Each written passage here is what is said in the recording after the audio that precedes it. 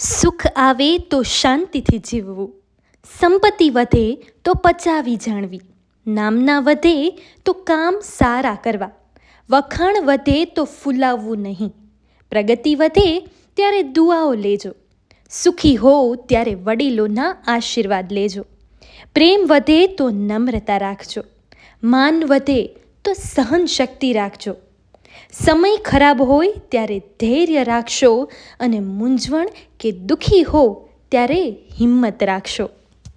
બીજા પાસે અપેક્ષા અને બીજાનો આધાર રાખીને ક્યારેય જીવવું નહીં.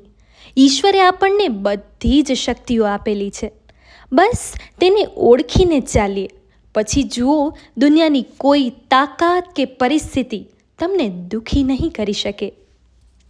ખરાબ શબ્દો અન્યોને ઘાયલ કરે ને ખરાબ વિચારો પોતાને.